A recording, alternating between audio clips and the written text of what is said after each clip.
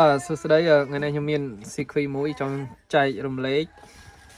ដោយសារតែថ្ងៃនេះបានប៉ះអំភ្លៃមួយអត់មាន clip inductor អាភ្លើងខាងមុខហ្នឹងអញ្ចឹងក៏ទិញសំបកមកគឺមាន power មាន signal និង protect អញ្ចឹងនៅក្នុងនេះគាត់តម្លើងភ្លៃខ្ញុំមកធំនេះមួយសម្រាប់អូសាប់អុបលើ7000 វ៉ាត់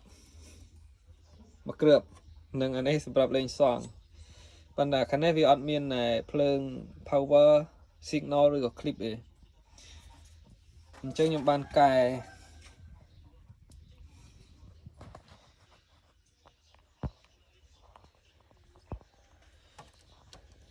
នេះ circuit ដែលខ្ញុំបានកែខ្ញុំដាក់មាន transistor 2 គ្រាប់ Zener 1 គ្រាប់និង6 គីឡូ8 1 គ្រាប់យើងកែដាក់នឹងជាប់នៅនេះបដ ாய் អញ្ចឹងនេះខ្ញុំចង់ចែករំលែកអាសមានេះវាសាមញ្ញងាយស្រួលធ្វើអញ្ចឹងបើសិនតែយើងចង់ធ្វើវាគ្រឿងវាតិចដែរអញ្ចឹងនេះសមានៅក្នុងសមានេះខ្ញុំបានប្រើណា transistor 2N 55 51ជើងទី1វាជើង E ជើងទី2ជើង B ជើងទី3ជើង C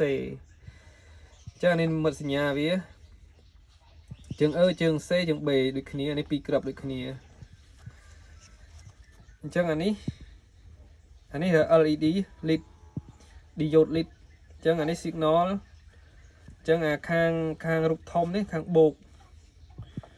អញ្ចឹងនៅក្នុងនេះនៅក្នុងអំពូលយើងអាខាងបកគោទូចនេះខាងបូកវាប្រច្រាស់គ្នានឹងនិមិត្តសញ្ញាអញ្ចឹងយើងដាក់ទៅយើងកុំមកច្រឡំអញ្ចឹងនៅនេះខ្ញុំនៅនេះ Zener 15V រេស្តង់6គីឡូ8 3 វ៉ាត់អានឹងកន្លែងក្តៅទម្លាក់តង់សុងនៅត្រង់នេះ 15V ហ្នឹងក្តៅអញ្ចឹងកន្លែងនេះ high បូក HV ហ្នឹងមានន័យថា high vol អញ្ចឹងភ្លើងចូលវាចាប់ពី 50V ទៅ 100V ធៀបនឹង GND នេះ ground GND អញ្ចឹងយើងមាន3ខ្សែចូលខាងបូកនិងម៉ាស់ GND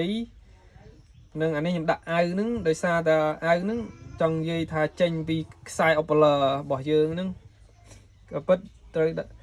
ជាសំឡេងចូលកន្លែងនេះប៉ុន្តែដោយសារតែ Opler យើងដាក់អាវយើងដាក់អាវឲ្យដូច Opler មកអញ្ចឹងតចេញពី Opler ចូលកន្លែងនេះអញ្ចឹងអាហ្នឹងបើសិនណា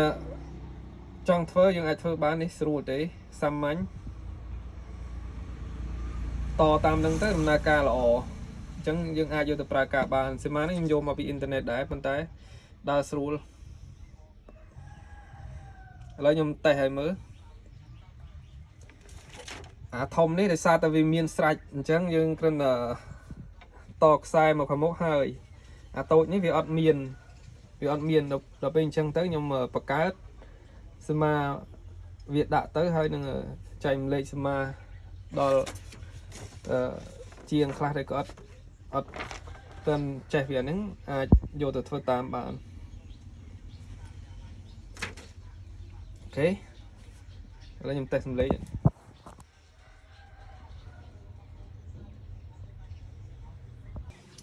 គេខ្ញុំបិទភ្លើងនេះឲ្យមើលឃើញអំពូល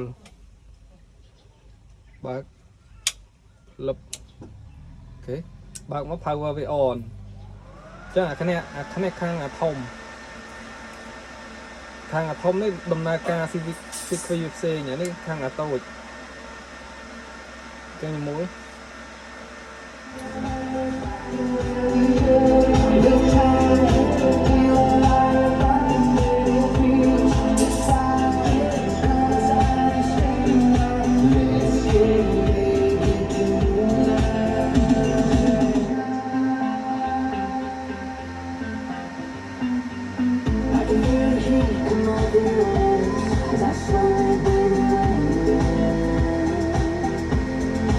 và cái này là thôm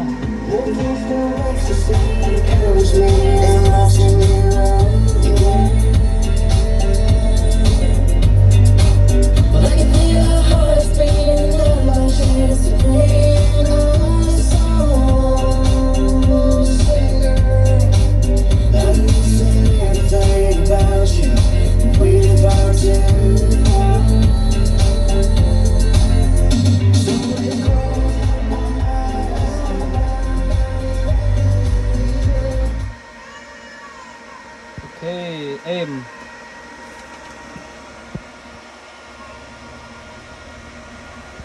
chẳng là bọc ôn ai vô thơ tam bán ở con trán chui xe chạy lên oi phong ở con bye bye